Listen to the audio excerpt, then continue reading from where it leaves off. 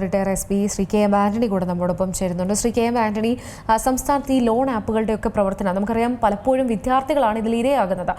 ഇവർ ഈ ഒരു അടവ് മുടങ്ങുന്ന സമയത്തൊക്കെ തന്നെയും കുട്ടികളെ ഭീഷണിപ്പെടുത്തുന്നു. അതേപോലെ തന്നെ ഈ നഗ്നചിത്രങ്ങളടക്കം കോൺടാക്റ്റിലുള്ള ആളുകൾക്കൊക്കെ അയച്ചു കൊടുക്കുന്നു. ഇപ്പം നമ്മൾ ഈ ഒരു കേസ് എടുത്ത് നോക്കുകയാണെങ്കിൽ അധ്യാപകരെ ഭീഷണിപ്പെടുത്തുന്ന രീതിയിലേക്കൊക്കെയാണ് ലോൺ ആപ്പിൻ്റെ ഒരു രീതി കടന്നുപോയത്.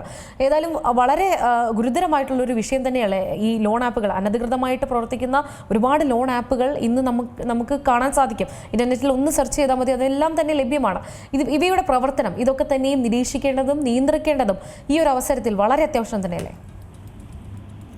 അതെ, തീർച്ചയായിട്ടും. ഈ ലോൺ ആപ്പ് എന്ന് പറയുന്നത് നമ്മൾ ഇല്ലീഗലായിട്ട് പ്രവർത്തിക്കുന്ന ലോൺ ആപ്പുകളാണ് ഇത് മൊബൈലിലും മറ്റും കൂടുതലായിട്ടുമുള്ളത്. കൂടുതലെന്നല്ല, അങ്ങനെ തന്നെയാണ് ഉള്ളത്. ഈ RBIയുടെ രജിസ്ട്രേഷൻ ലോൺ ആപ്പിന് കൊടുക്കുന്നില്ല. ലോൺ ആപ്പ് എന്നുള്ളത് ഒരു അംഗീകൃത രീതിയുമല്ല. അത് ബാങ്ക് അല്ലെങ്കിൽ NBFC പോലെയുള്ള സ്ഥാപനങ്ങൾക്ക് ലൈസൻസ് RBI അല്ലെങ്കിൽ റിസർവ് ബാങ്ക് കൊടുക്കുന്നുണ്ട്. അവരുടെ ലോൺ ആപ്പ് അല്ലാതെ മറ്റ് ഈ പറഞ്ഞ രീതിയിലുള്ള ഇവിടെ വന്നിരിക്കുന്ന ഇൻസ്റ്റാ പേ എന്ന് പറഞ്ഞിരിക്കുന്നതാണ്. അങ്ങനെ ഒരു സ്ഥാപനത്തെ പറ്റിയോ അങ്ങനെ ഒരു ലോൺ കൊടുക്കുന്ന സംവിധാനത്തെ പറ്റിയോ പുറത്തറിയാമെന്നോ തോന്നുന്നില്ല. കാരണം അത് ലീഗലാവാനുള്ള സാധ്യത വളരെ കുറവാണ്. കാരണം അങ്ങനെ ഒരു ബാങ്കോ അല്ലെങ്കിൽ NBFCയോ അതൊന്നും ഉള്ളതായിട്ട് നമുക്ക് അറിഞ്ഞുകൂടാ. അപ്പം ഇവിടെ ഇത് ഇപ്പോൾ കേസ് രജിസ്റ്റർ ചെയ്തിരിക്കുന്നു എന്നാണ് പറഞ്ഞത്. ഇൻസ്റ്റാ പേ എന്ന് പറയുന്ന ആ ലോൺ ആപ്പിനെതിരായിട്ട് ചക്രക്കൽ പോലീസ് സ്റ്റേഷനിൽ കേസ് രജിസ്റ്റർ ചെയ്തിട്ടുണ്ട്. ഈ പറഞ്ഞ നിഖിൽ എന്ന് പറയുന്ന അത് ഈ കുട്ടി വാങ്ങിച്ചിരിക്കുന്ന പൈസ എന്ന് പറയുന്നത് അല്ലെങ്കിൽ 15,000 രൂപ മാത്രമാണ്. 35% പലിശക്കാണ് എടുത്തിരിക്കുന്നത്. അപ്പം നിതിൻ രാജിനെ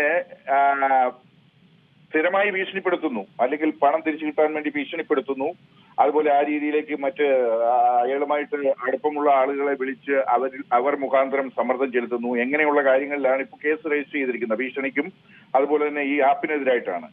പക്ഷേ ഈ നിതിൻ രാജ് മരിക്കാനുണ്ടായ കാരണമെന്ന് പറയുന്നത് എന്താണെന്ന് നമുക്കിപ്പോഴും മനസ്സിലാവുന്നില്ല. കാരണം ഇവിടെ ഒരു ഡോക്ടർ റാമും അതുപോലെ തന്നെ ഒരു ഡോക്ടർ സംഗീതയും ഇന്നിപ്പം തലശ്ശേരി സെഷൻസ് കോടതിയിൽ മുൻകൂർ ജാമ്യത്തിന് അപേക്ഷ കൊടുത്തു എന്ന് പറയുന്നുണ്ട്.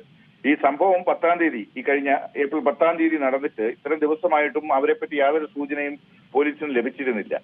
അപ്പോൾ അവരിപ്പോൾ മുൻകൂർ ജാമ്യത്തിന് അപേക്ഷ കൊടുത്തു. മുൻകൂർ ജാമ്യം ഇപ്പം ലോൺ ആപ്പിനെതിരായിട്ടാണ് വീണ്ടും പോലീസ് കേസ് എടുത്തിരിക്കുന്നത് എങ്കിൽ അവർക്ക് മുൻകൂർ ജാമ്യം കിട്ടുവാനുള്ളൊരു സാധ്യതകൾ കൂടുതലാണ്. കാരണം ഇതിന്റെ മെയിൻ ആയിട്ടുള്ള കാരണം ഈ പ്രൊവോക്കേഷൻ ഉണ്ടായിരിക്കുന്ന, അല്ലെങ്കിൽ പ്രകോപനപരമായിട്ട്, അല്ലെങ്കിൽ ആ പ്രിൻസിപ്പലിന്റെ റൂമിൽ വിളിച്ചു വരുത്തി അയാളെ എന്തൊക്കെയോ സംസാരിക്കുകയും ഭീഷണിപ്പെടുത്തുകയോ അല്ലെങ്കിൽ എന്താണ് നടന്നതെന്ന് നമുക്ക് അറിഞ്ഞുകൂടാ. അവിടെ സ്കൂളിലെ ഈ ആപ്പുമായിട്ട് ബന്ധപ്പെട്ട് ഈ പറഞ്ഞ മറ്റൊരു ടീച്ചറിനെ സമ്മർദ്ദം ചെലുത്തുന്നു എന്നുള്ളതും ഒക്കെ പറഞ്ഞതിന്റെ അടിസ്ഥാനത്തിലാണ് ഈ നിതിൻ രാജിനെ അവിടെ വിളിച്ച് പ്രിൻസിപ്പലിന്റെ റൂമിൽ കൊണ്ടുപോയിട്ടുള്ളത്. അവിടെ നിന്ന് ഇറങ്ങിയ ഉടനെ തന്നെയാണ് ഇയാള് അധികം വൈകാതെ തന്നെയാണ് ഈ പറഞ്ഞ കെട്ടിടത്തിന്റെ മുകളിൽ കയറിയിട്ട് ചാടി മരിക്കാനുണ്ടായെന്നാണ് നമുക്ക് അനുമാനിക്കാൻ സാധിക്കുന്നത്. ഇപ്പൊ ഇതിൽ ഈ ഡോക്ടേഴ്സിനെ രണ്ടുപേരെ ആദ്യം സസ്പെൻഡ് ചെയ്തു. പിന്നെ ഈ റാം എന്ന് പറഞ്ഞ ഡോക്ടർ ഇപ്പം കോളേജിൽ നിന്ന് തന്നെ ഡിസ്മിസ് ചെയ്തിരിക്കുകയാണ്. അപ്പൊ അതിന്റെ നടപടികളുമായിട്ട് മുന്നോട്ട് പോകുന്നുണ്ട്. എന്താണെങ്കിലും ഇതിൽ ഈ കേസിലൊരു 2 രീതിയിലുള്ള ഇപ്പം കാര്യങ്ങൾ വരുന്നുണ്ട്. ഈ അധ്യാപകരുടെ പീഡനം കൊണ്ടാണോ അതോ ലോൺ ആപ്പിൽ ഉണ്ടായിട്ടുള്ള പ്രശ്നങ്ങളാണോ? ലോൺ ആപ്പിൽ ഉണ്ടായ പ്രശ്നമാണെങ്കിലും ഇത് ഇയാളുടെ പിതാവ് സംസാരിക്കുന്ന കേട്ടത് മുൻപ് ഇവർ സാധാരണ ഇങ്ങനെ ലോൺ ആപ്പിലൂടെ ലോൺ എടുക്കാറുണ്ട് എന്നുള്ള രീതിയിലാണ് അത് എടുക്കുകയും അടയ്ക്കുകയും ചെയ്തിട്ടുണ്ടെന്നുള്ളതാണ് പറയുന്നത്. അപ്പൊ അതിനകത്തൊക്കെ വളരെ വിശദമായിട്ടുള്ള അന്വേഷണം ആവശ്യമുള്ള കാര്യമാണ്. ഇപ്പം ഈ പ്രിൻസിപ്പലിന്റെ റൂമിൽ നിന്ന് ഇറങ്ങിപ്പോയി അധികം താമസമില്ലാതെയാണ് ഇയാൾ മരിക്കുവാൻ ഇടവന്നിരിക്കുന്നത്. അപ്പൊ അത് ആ സമയത്ത് വെച്ച് നോക്കുമ്പോൾ പോലീസ് അതുകൊണ്ടായിരിക്കാം ചിലപ്പോൾ ലോൺ ആപ്പുമായി ബന്ധപ്പെട്ട് അവരുടെ പേരിൽ കേസ് എടുത്തിരിക്കുന്നു. എന്നായിരുന്നാലും ഇതിലെ അന്വേഷണം വിശദമായിട്ടുള്ള രീതിയിൽ മുന്നോട്ട് പോയെങ്കിൽ മാത്രമേ ഒക്കൂ.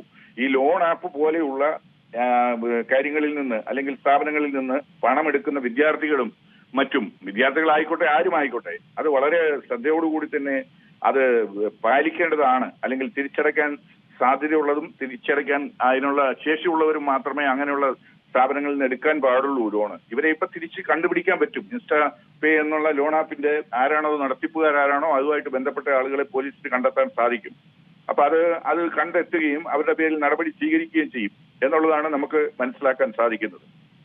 ശരി, വളരെ നന്ദിയുണ്ട് ശ്രീ KM ആന്റണി പ്രതികരണത്തിന്. ഏറ്റവും പുതിയ വാർത്തകളും വിശേഷങ്ങളും വിരൽത്തുമ്പിലറിയാൻ സീ മലയാളം ന്യൂസ് എല്ലാ ഡിജിറ്റൽ പ്ലാറ്റ്ഫോമുകളിലും ലഭ്യം.